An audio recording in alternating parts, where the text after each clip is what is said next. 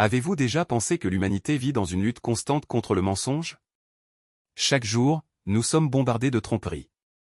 Les médias déforment la réalité, les politiciens promettent des choses qu'ils ne peuvent pas tenir, les entreprises vendent des rêves qui n'existent pas. Mais sachez une chose, un mensonge arrive, plus grand que tous les autres réunis. Quelque chose contre lequel l'islam met en garde depuis des siècles, quelque chose qui n'est ni une légende ni un conte de fées, mais une vérité terrifiante. Le Dajjal arrive, et si vous n'êtes pas préparé, si vous êtes faible, distrait ou dépendant, vous serez emporté par son illusion. Le prophète Mohammed, que la paix soit sur lui, nous a clairement prévenu, le Dajjal viendra avec des pouvoirs qui feront croire à beaucoup qu'il est un dieu.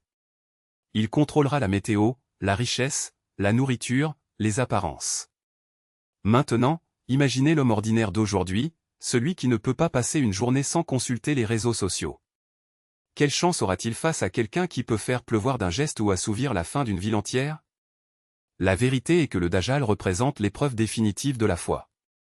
Un trompeur si convaincant que même les plus forts en trembleront. Et je vous le dis maintenant, si vous ne construisez pas de discipline, si vous ne vous ancrez pas dans la vérité, vous ferez partie des trompés. Pourquoi personne ne parle du Dajjal? Parce que la société moderne ne veut pas que vous croyiez en autre chose qu'en vous-même. Ils veulent que vous vous laissiez distraire par des danses sur TikTok, des séries sur Netflix, des célébrités vendant du faux bonheur. Mais l'islam est clair, le plus grand défi auquel l'humanité sera confrontée est le Dajjal. Pensez-y. Tous les empires tombés, toutes les guerres, toutes les catastrophes dont vous avez entendu parler ne sont pas comparables à ce qui va arriver. Le Dajjal ne sera pas seulement un leader politique ou un tyran. Il sera un maître de la manipulation. Il jouera avec vos sens, vos envies, vos besoins. Vous entrerez dans une ville affamée, claquerez des doigts et tout à coup, il y aura de la nourriture. Il arrivera sur une terre sèche et apportera de la pluie. Les gens s'agenouilleront à vos pieds, suppliant de vous suivre. Et les faibles, ceux sans foi, sans discipline, sans force intérieure, succomberont. Le prophète nous a mis en garde contre le Dajjal parce qu'il connaissait la faiblesse humaine. Saviez-vous que sans un lien solide avec Allah, vous n'êtes rien de plus qu'une feuille dans le vent, emportée partout où l'illusion veut? C'est pourquoi je dis, l'homme moderne n'est pas préparé. Il était adouci, conditionné, accro. Lorsque le Dajjal arrivera, la plupart n'auront aucune chance. Avant votre arrivée, il y aura des signes, petits et grands, indiquant que le monde sombre dans le chaos. Regardez autour de vous.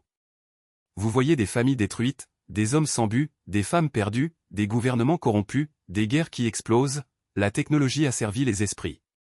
Ce sont les temps décrits par le prophète.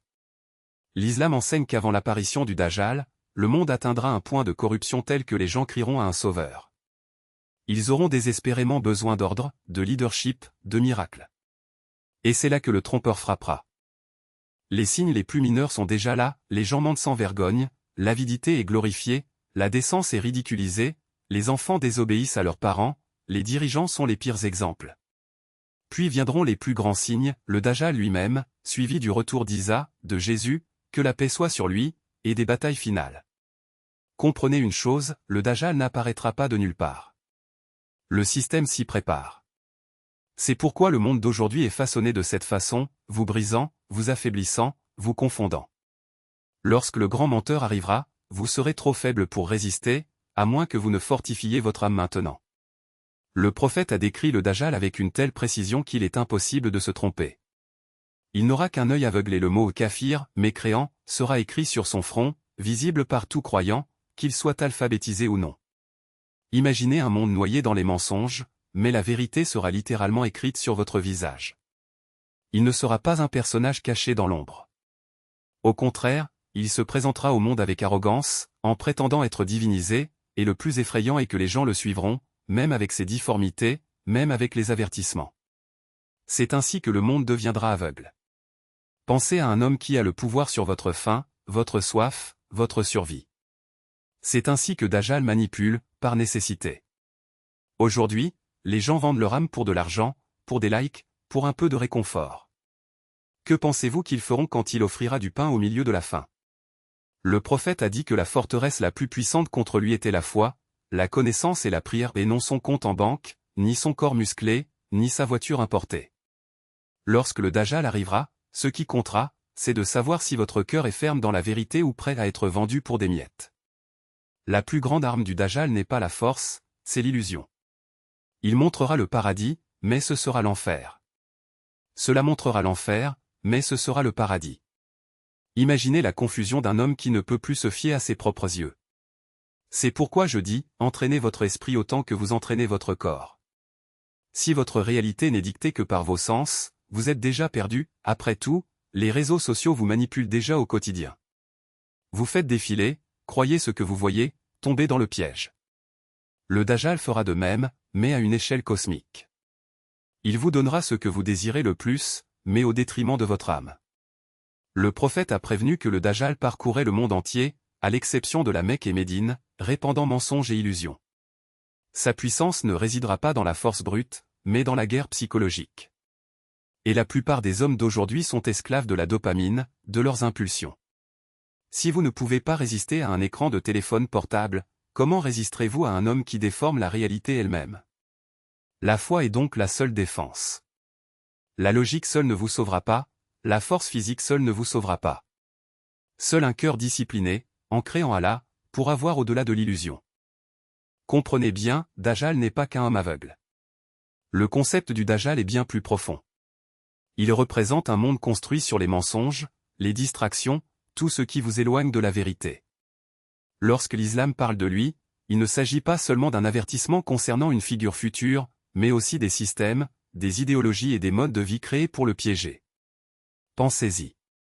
Chaque fausse norme de bonheur, chaque promesse creuse que vous voyez est une forme de tromperie. Le Dajjal est le point culminant de ce mensonge. Il est le maître manipulateur, le vendeur ultime qui offre le paradis mais livre l'enfer. Et ce qui est effrayant, c'est que la plupart des gens tomberont dans le piège, tout comme ils tombent dans le piège des plaisirs vides d'aujourd'hui. Les gens se moquent de l'idée que le Dajjal ferme les yeux. Mais ce n'est pas le sujet. L'œil aveugle n'est pas seulement physique, c'est symbolique. Cela signifie qu'il ne voit que le matériel, pas le spirituel. Il est aveugle à l'âme, à la morale, à Dieu. Et regardez autour de vous, combien de personnes vivent exactement comme ça? Obsédés par l'argent, le statut, les plaisirs physiques, mais morts intérieurement. Ils voient le monde matériel avec une clarté cristalline, mais sont aveugles au sens. C'est le système du Dajjal qui fonctionne déjà dans notre monde. Lorsque vous poursuivez cette vie superficielle, vous marchez déjà sur ses traces sans même vous en rendre compte. Le Dajjal n'a pas besoin d'une armée armée d'épées. Il a déjà le monde entier, distrait et faible, prêt à se laisser tromper. Sont invincibles. Et c'est exactement ce que Dajjal craint le plus, une fois inébranlable. Il ne peut toucher personne qui est protégé par la lumière d'Allah, car sa force vient des ténèbres. Mais la plupart des gens ne comprennent même pas cette protection. Ils pensent que la sécurité, c'est avoir de l'argent en banque, une nouvelle voiture, une position de pouvoir. Pendant ce temps, Dajjal rit, car il sait que ces mêmes personnes sont les plus faciles à manipuler. Ils avaient déjà remis les clés de leur âme bien avant son apparition. Voyez comment fonctionne le système aujourd'hui, vous êtes bombardé de messages qui disent que le bonheur s'achète, que le succès s'exhibe, que la liberté c'est faire ce qu'on veut, sans limite. Mais qui définit ce qu'est, vouloir? Qui contrôle ce que vous voulez? Le Dajjal n'a pas besoin d'une armée physique alors qu'il domine déjà les esprits.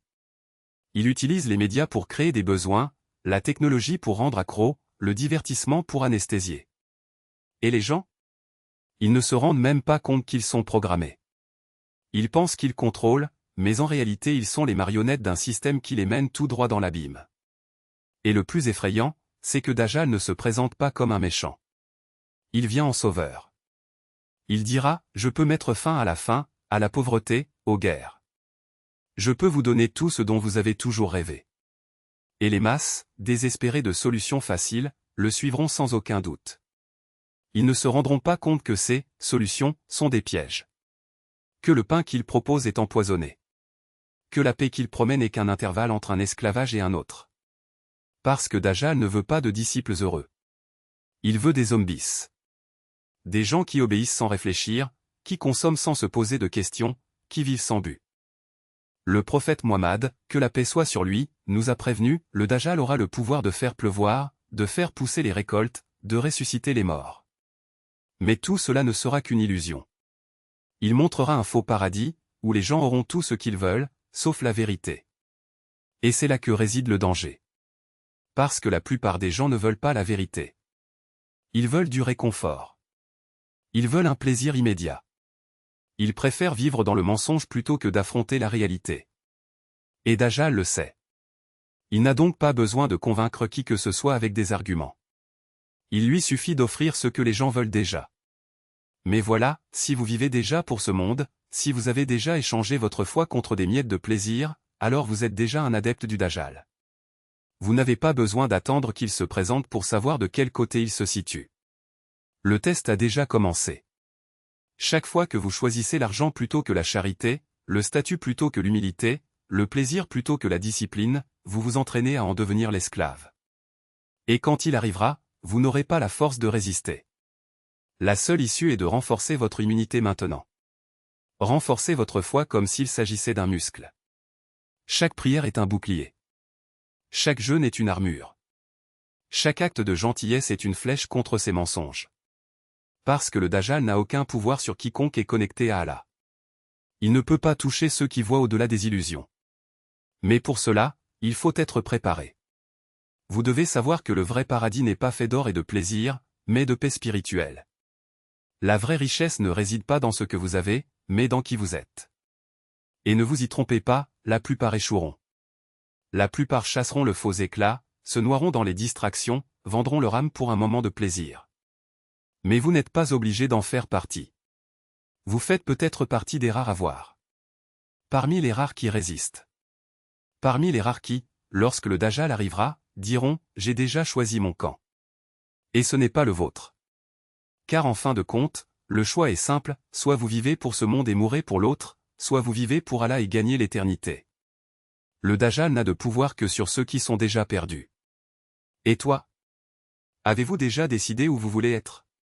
Qui s'accrochent à leur centre spirituel sont intouchables. Mais le reste du monde? C'est son territoire. Pensez à l'horreur de cela, des milliards de personnes exposées, vulnérables, parce qu'elles ont abandonné Allah. C'est pourquoi le prophète a mis l'accent sur la hijra de l'âme, la migration vers la foi, vers la protection. C'est le seul moyen de résister à la tempête lorsque le Dajjal arrivera. L'une des choses les plus terrifiantes chez lui est qu'il amènera avec lui ce qui semble être le paradis et l'enfer. Il dira, c'est le paradis et les gens plongeront, sans savoir que c'est un châtiment éternel. Il dira, ceci est le feu, et les courageux qui lui feront face trouveront effectivement le salut. C'est profond. Cela montre que la réalité n'est pas toujours ce qu'elle paraît. Vos yeux peuvent vous tromper, mais votre foi ne le peut pas. Si vous avez entraîné votre âme, vous entrerez dans ce qui ressemble à du feu et en sortirez indemne. La faim sera l'une de vos plus grandes armes. Il coupera l'approvisionnement alimentaire, fera languir les gens jusqu'à ce qu'ils implorent du secours. Et lorsque vous proposez de la nourriture, le prix sera élevé. C'est pourquoi le jeûne en islam est si puissant. Il ne s'agit pas seulement d'arrêter de manger, c'est un entraînement à la survie. Le ramadan ne consiste pas seulement à sauter des repas, c'est un champ de bataille pour la discipline, la patience, la capacité de vivre sans être l'esclave de son propre estomac. Quand tout le monde a faim et est désespéré, le croyant déjà habitué au jeûne restera ferme. Le Dajjal accomplira des miracles ou ce qui semble être des miracles. Il fera pleuvoir, guérira les malades et ressuscitera même les morts. Mais tout ne sera qu'illusion. Aujourd'hui, les gens tombent déjà dans le piège des faux gourous, des miracles mis en scène, des vidéos montées.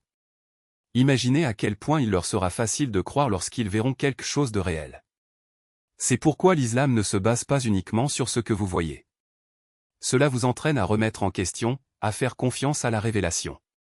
Le Coran et la Sunna sont des filtres. Si un homme vient avec des pouvoirs mais contredit le message d'Allah, il est un imposteur. Comme ça. Le règne du Dajjal atteindra son apogée à Jérusalem. C'est là que votre arrogance atteindra sa limite, mais c'est aussi là que s'élèvera la justice divine. Le prophète Jésus descendra, brisera la croix, tuera le cochon et détruira le Dajjal. C'est le dernier appel, aussi puissant que puisse paraître le mal, il ne gagne jamais. La vérité écrase toujours le mensonge. Et Jérusalem deviendra le champ de bataille où l'humanité verra, une fois pour toutes, que le système des illusions ne peut résister à la puissance d'Allah. Lorsque Jésus reviendra, il ne viendra pas comme un nouveau prophète, mais comme un adepte de l'islam, priant derrière l'imam, montrant au monde l'unité de la foi. Votre mission est claire, détruire le Dajjal et rétablir la justice. Et il le fera sans effort, un seul coup et le faux Messie tombera. Imaginez, des années de tromperie, des empires construits, des armées rassemblées, et à la fin, tout s'effondre en un instant. C'est une leçon.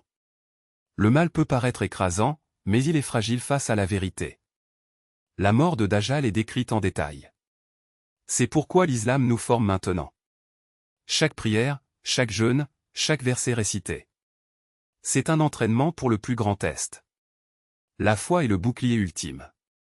Et c'est pourquoi le prophète nous a laissé des outils spécifiques, la récitation de la sourate Al-Kahf le vendredi, les 5 prières quotidiennes, l'unité avec la communauté. Ce ne sont pas des rituels vides de sens, ce sont des équipements de survie. Ils protègent l'esprit de la confusion et l'âme de la tentation. Lorsque le Dajjal viendra avec ses astuces, le croyant y verra clair. C'est pourquoi une foi faible et dangereuse, elle vous expose. Mais une foi forte vous rend intouchable. En fin de compte, l'histoire de Dajjal ne concerne pas lui. Il s'agit de nous. Serons-nous suffisamment disciplinés pour résister? Serons-nous fidèles à Allah lorsque le monde nous offrira un faux paradis? Le prophète Mohammed a dit qu'il n'y a pas de meilleure preuve que le Dajjal. Cela signifie que si vous vous y préparez, vous serez prêt à tout. Cette vie est une épreuve et le boss final arrive. Seuls ceux qui s'accrochent à Allah, qui vivent avec discipline et foi, réussiront. D'autres tomberont dans le piège.